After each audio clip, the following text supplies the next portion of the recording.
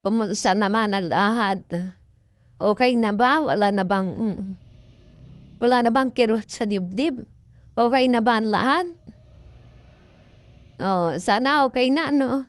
Good morning po sa lahat ano, magandang gabi sa ibang lugar. Alam ko naman po kahit saan sulok ng mundo ay merong mga Krisnatik, mga loyal Krisnatik. Kumusta na po ang ating mga puso? Ah Naka-recover na po ba tayo? Okey na ba ang lahat? Move on na talaga tayong lahat. At ito nga ano, ah, sa last live ng ating Bebe Loves, makikita niyo kung gaano na siya ngayon magsalita, kung gaano na siya ngayon lumalaban para sa kanyang sarili. Sinasagot na niya yung ibang mga buzzers na kung husgahan siya ay talagang, below the belt na, below the belt na.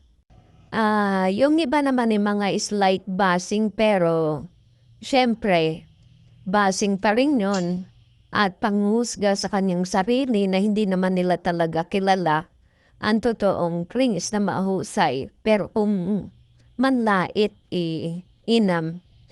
At ngayon nga marunong na si Bebe Loves mga twira na 'no?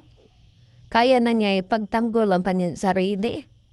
Talagang lumalaban na siya, nagsasalita na siya. Sa katunayan nga napagkamalampan niya akong buzzers. Kasi yung isang account ang ginagamit ko. So, sa pagbasa niya, siguro may kasunod ako na nag-comment dun sa live niya. Kaya yun napagkamalan niya ako pero okey lang, tawa lang ako ng tawa kasi never naman talaga mangyari yun kasi talagang alam ng puso ko na si Chris na, talagang susuportahan ko hanggang dulo. Ayun na nga ano sa mga nakaraang araw na talagang hindi maganda yung mga nangyari. Maraming, mga ganap ay hindi ko na rin po babanggitin ano, alam na naman ninyo siguro kasi nga sabi ko, hinding-hindi na talaga ako hindi ko naman sinabing hinding-hindi na. Ibig sabihin iiwasan ko na talaga para siyempre ayoko na masaktan yung damdamin ko, 'di ba? Kasi gano'n lang naman ang gamot, eh. Kung ayaw niyong masaktan, 'wag nang manood, gano'n lang naman. So, gano'n ang ginagawa ko ngayon sa sarili ko, na dati nung una nagawa ko na 'yun kasi kasi nga nasaktan ako pero nangyari nawala yung tampo ko, bumalik uli, nood uli. Kasi yung iba ngang mga comment parang meron pang pag-asa, alam niyo na. So, balik ulit ako. Ayun, nawala ulit. Pero nitong nangyari nga, nitong huling live, talagang bumitaw na talaga ako. Hindi na talaga.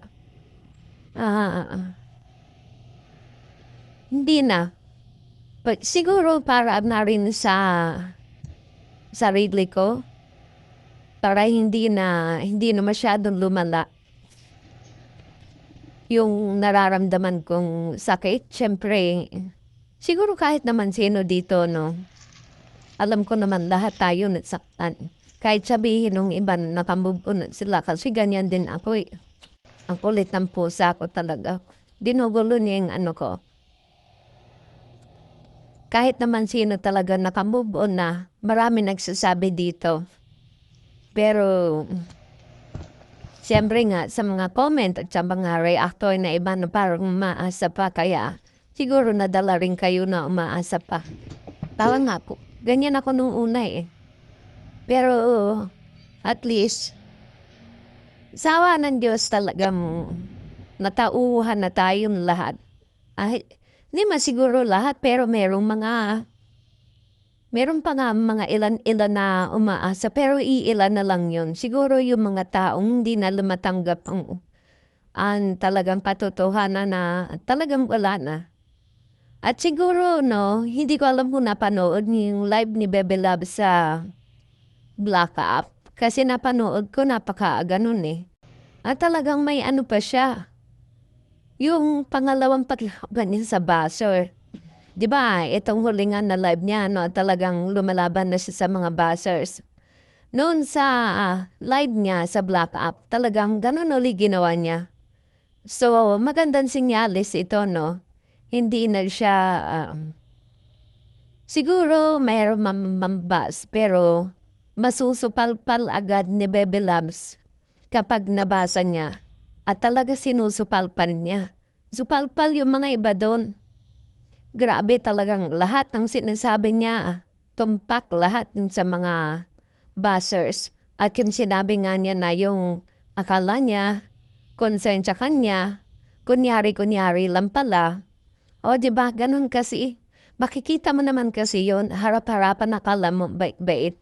Pero pagkatalikod mo, sinisiraan ka na. Yun yung pinopoint na ni Bebe Loves nung live niya dito sa sa YT. Na akala niya concern. Yung pala, pagkatalikod, sisiraan na siya. Ang hirap nung ganun yung nakikipagtawanan ka harapan. Nakikipag-usap ka harapan. Akala mo, okay na lahat. Yung pala, hindi pa rin. Pagkatalikod mo pala, wala na. Ang hirap. Kaya tama lang ginagawa ngayon ni Bebe Love. Supalpaling niya lahat ng mga buzzers. Bawat may mabasa siya at kung ano-ano mga pinaparatang sa kanya na kaya siya may asawa na siya. May kaliminan siya. Kung mag-aasawa siya, ang boyfriend o maglilibin, wala na tayong magagawa. Buhay niya yun eh. Suportahan na lang natin kung mahal natin. Kung hindi naman, pwede naman bumitaw, di ba? Wala naman pumipigil sa ating kusa o loob naman natin itong ibinigay. Yung pagsuporta sa kanya. Di ba? So wala na tayong magagawa. Maganda siya. Talaga marami maliligaw sa kanya. Meron lang naman talaga tao na naghahanap ata ng perfect. Tayo lahat hindi tayo perfect. May kanya-kanya tayong meron kanya-kanya tayong tinatago na ugali na minsan hindi natin maintindihan, di ba? Ganun lang. Kaya sana ako magbo-boyfriend man, si Bebe Love, sana payo ko lang naman to bilang nanay o lola. Sana kilalanin niyang mabuti. O hindi man siya gwapo. Basta yung kaya siyang mahalin at kaya siyang ipagtanggol. At hindi lang yon, yung makakatulong niya panghabang buhay. Kasi ang hirap ng buhay ngayon. Kailangan ganun. Diba? Yun naman ay payo ko lang. Sa kanya naman yun. Siya naman masusunod doon kasi siya naman na may katawan. Payo lang bilang nanay at bilang lola. Sana piliin niya yung alam niya na makakatulong niya sa buhay. At yung ipagtatanggol siya. Mamahalin siya at ipagtatanggol siya at hindi siya iwanan at hindi kakahiya. Mahalin siya kung sino siya. Ganun lang. At katulad nga ng sinabi ko, hindi muna ako ngayon nanonood kahit saan sa kanila. Wala talaga as in. Kahit sa Blue App or Red App, wala. Na-tenderize muna ako para hindi ako masaktan talaga. Yun lang naman ang gamot sa atin eh. Magkaroon lang tayo ng disiplina kung ayaw masaktan. Huwag na manood. Para wala tayo, hindi tayo makakapag-comment ng masakit. Pero ever since naman talaga hindi ako nagko-comment. At saka ayoko talaga, doon na ako nagko-comment kay Bebe Loves, pero puro pag-suporta yun. Pero doon sa kabila, hindi talaga ako nagko-comment, nanonood lang ako. Kasi alam niyo naman siguro yung, di ba? Yun lang naman. So, gawin na lang natin para hindi masaktan. Huwag na manood. Or kung manood man kayo doon na lang sa ibang bagay. Di ba? Yun lang.